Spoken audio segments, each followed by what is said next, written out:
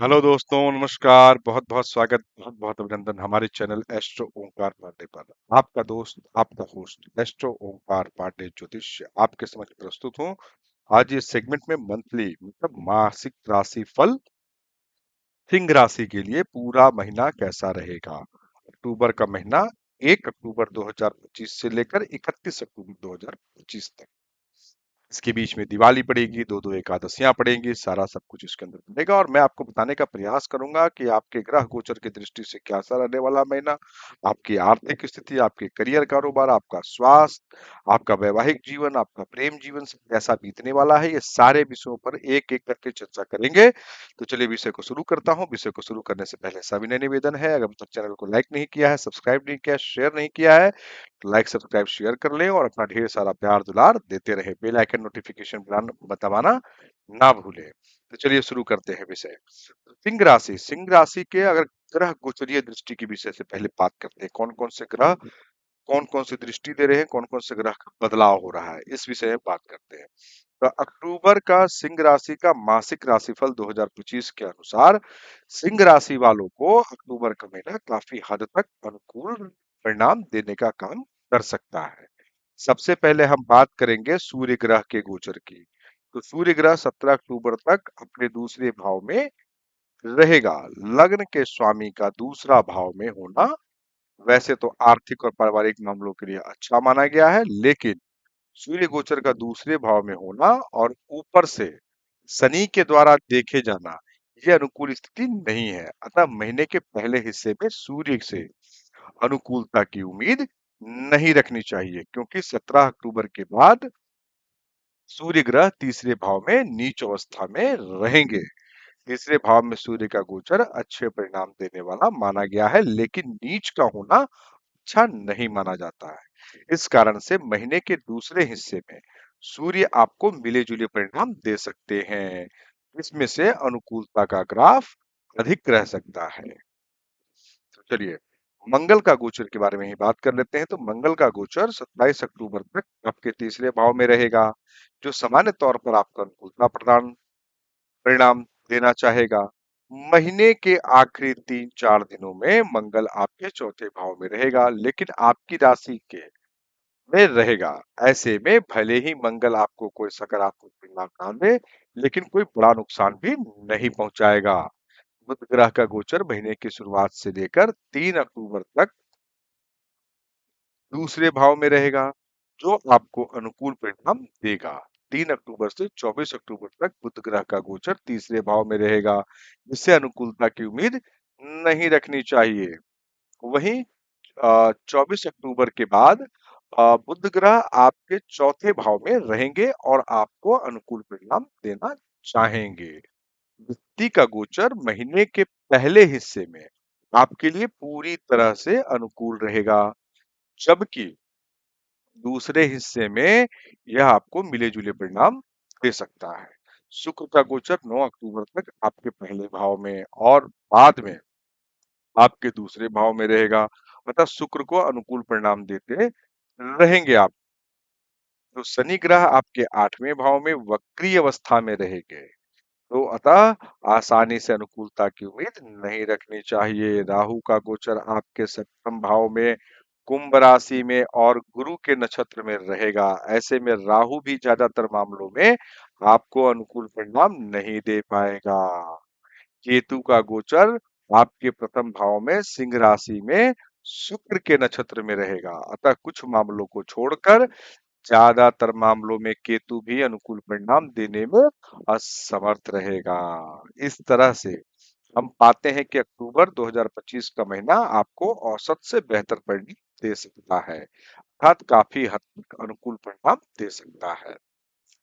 चलिए बात करते हैं आपके करियर, व्यापार और आपके कार्य क्षेत्र के बारे में।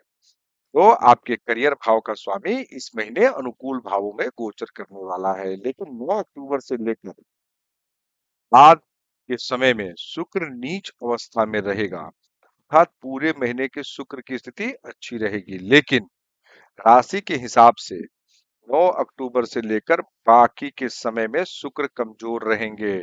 ऐसे में कुल मिलाकर शुक्र के द्वारा आपको औसत से बेहतर परिणाम दिए जा सकते हैं। इसके अलावा फलस्वरूप आप कार्य क्षेत्र में अच्छा करते हुए देखे जा सकेंगे। विशेषकर नौकरी पेशा लोगों को इस महीने काफी हद तक अनुकूल परिणाम मिल सकते हैं। इसके बावजूद भी बातचीत का तौर तरीका असभ्य और सौम्य बनाए रखने की कोशिश करनी होगी। यदि आपके सीनियर या बॉस कोई महिला है, तो उसके साथ आपके संबंध सम्मान पूर्वक बनाए रखना जरूरी होगा। भाग्य भाव के स्वामी मंगल तीसरे भाव में बैठकर 27 अक्टूबर तक आपके करियर भाव को देखेंगे और यह आपको ऊर्जावान बनाएंगे। इसके फलस्वरूप आप किसी भी काम को करते हुए थकेंगे नहीं, अर्थात जब तक आपका काम कंप्लीट नहीं होगा, आप बीच में नहीं रुकेंगे। ऐसे में आपको अच्छे परिणाम मिल सकते हैं। व्यापार का कारक ग्रह बुध इस महीने बहुत अच्छी स्थिति में नहीं रहेगा, इसीलिए कोई नया व्यापारिक फैसला इस समय लेना उचित नहीं होगा। विशेषकर 3 अक्टूबर से 24 अक्टूबर के बीच व्यापारिक निर्णय लेने से पहले भली भांति चिंतन मंथन करना बहुत जरूरी है। संभव हो तो इस दौरान व्यापारिक यात्राओं से भी बचें। इन बातों का ख्याल रखकर आप अपने व्यापार को संतुलित रख सकेंगे। हालांकि पहले से जो कुछ जैसा चल रहा है वैसा चलाए रखना आसान रहेगा, बस नए रिस्क लेने से बचना होगा। नौकरी पेशा लोगों को भी महीना मिले जुले परिणाम देता हुआ प्रतीत हो रहा है।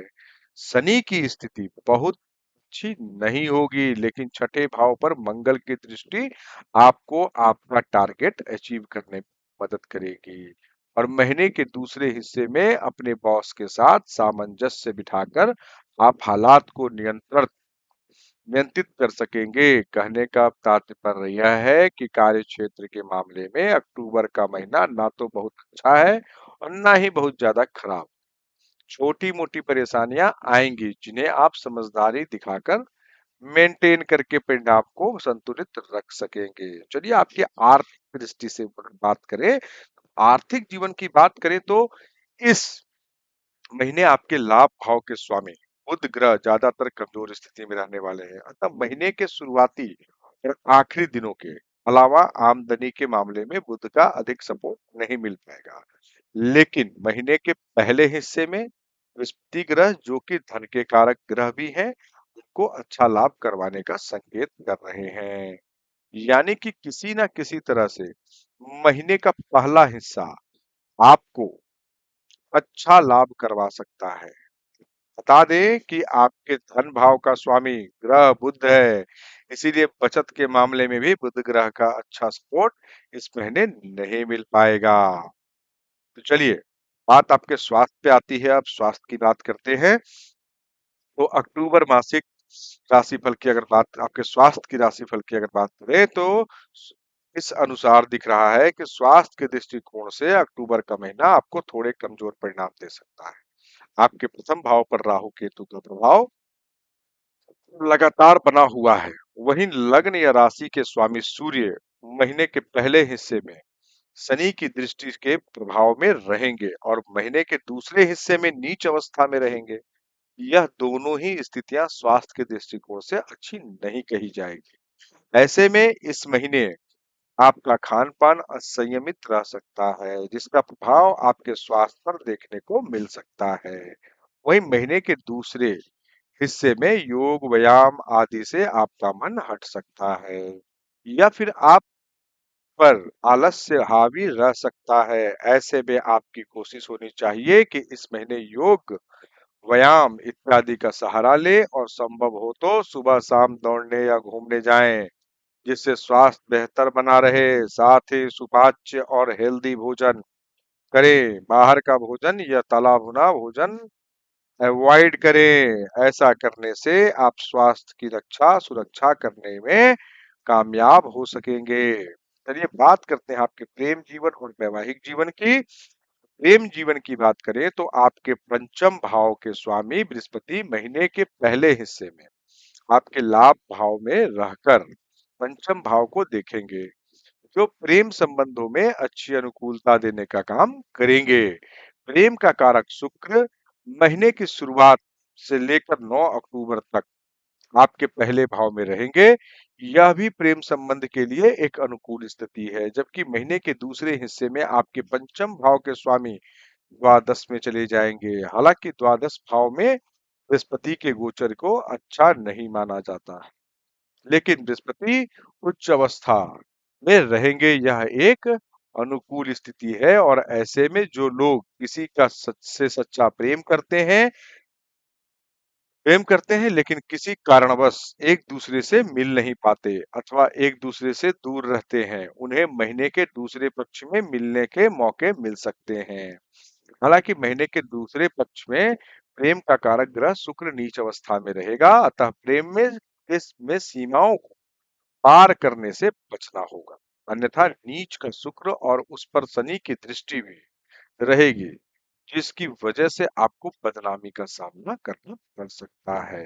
अतः मर्यादित रहिए और अपनी लव लाइफ का आनंद लीजिए। विवाह के रिगार्डिंग, विवाहिक जीवन के रिगार्डिंग अगर बात करें, तो विवाह संबंधी बातों को आगे बढ़ाने के लिए महीने का पहला हिस्सा ज्यादा अच्छा कहा जाएगा। वहीं वैवाहिक जीवन में इस महीने बहुत ही समझदारी से निर्वाह करने की आवश्यकता रहेगी। सप्तम भाव का स्वामी वक्री अवस्था में आठवें भाव में रहेगा। यह एक कमजोर बिंदु है। सप्तम भाव पर राहु केतु का प्रभाव रहेगा, यह भी एक कमजोर बिंदु है। महीने के दूसरे हिस्से में आपके लग्न या राशि के स्वामी नीच अवस्था में रहेंगे, यह भी कमजोर बिंदु कहा जाएगा। और 9 अक्टूबर के बाद शुक्र ग्रह नीच के हो जाएंगे, जो कि कमजोर स्थिति है। इसके अलावा महीने के दूसरे हिस्से में बृहस्पति का प्रभाव सप्तम भाव से दूसरे भाव रहेगा, अतः स्थितियां पहले के जैसी नहीं रहेंगी। छोटी सी परेशानी भी बड़ा रूप ले सकती हैं। अतः इस अवधि में एक दूसरे को से व्यर्थ का विवाद ना करें। एक दूसरे की भावनाओं का और प्रतिष्ठा का ख्याल रखें। मर्यादित आचरण अपनाएं, जिससे कि कोई परेशानी उत्पन्न ना होने पाए। बात करें पारिवारिक जीवन की, तो अक्टूबर में आपका पारिवारिक जीवन में अक्टूबर का महीना आपको थोड़े कमजोर परिणाम दे सकता है। आपके दूसरे भाव का स्वामी बुध ग्रह इस महीने ज्यादातर कमजोर स्थिति में रहेगा। ऐसे में बुध ग्रह से किसी बड़े सपोर्ट की उम्मीद नहीं है। इसीलिए परिजनों के साथ बातचीत करते समय शब्दों का सोच समझकर चयन करना होगा।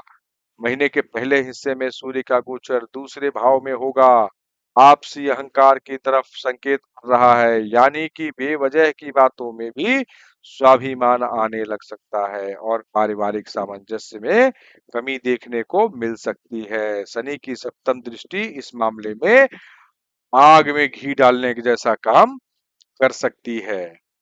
इन सभी नकारात्मक स्थितियों को नियंत्रित करने के लिए व्यर्थ के अहंकार को त्याग कर मीठे शब्दों में परिजनों से बात करें और आपके आपस में मामले को सुलझाएं, तो आपके लिए बहुत ही बढ़िया रहेगा। चलिए आपके लिए उपाय की बात करते हैं। आपके सर्वोत्तम उपाय इस पूरे महीने के लिए है, तो शनिवार के दिन मंदिर में सूखा हुआ जटा वाला नारियल ले जाकर चढ़ाएं।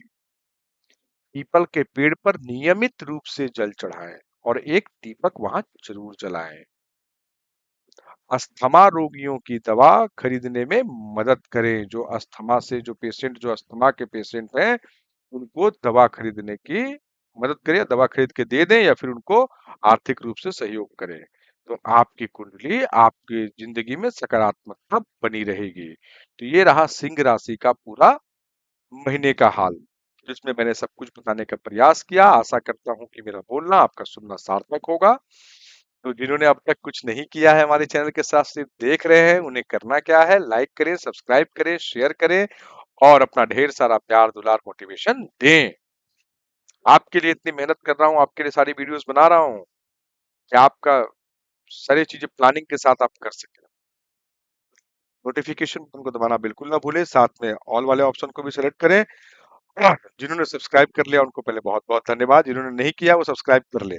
जिन्होंने सब्सक्राइब कर रखा है या नहीं किया है, सबसे पहला काम क्या करना है, वीडियो को लाइक करना है और कमेंट सेक्शन में जाकर अपने इष्ट का जयकारा लगाएं। नहीं तो फिर हर हर महादेव या जय श्री राम का जयकारा जरूर लगाएं। चलिए इसके साथ अपनी वाणी को विराम देता हूँ। एक बार मिलके बोलते हैं, हर हर महादेव, जय श्री राम। सभी श्रोतागणों को हाथ जोड़कर बहुत बहुत धन्यवाद मुझे सुनने के लिए और मेरे बताए हुए चीजों को अपनाने के लिए। चलिए बहुत बहुत धन्यवाद।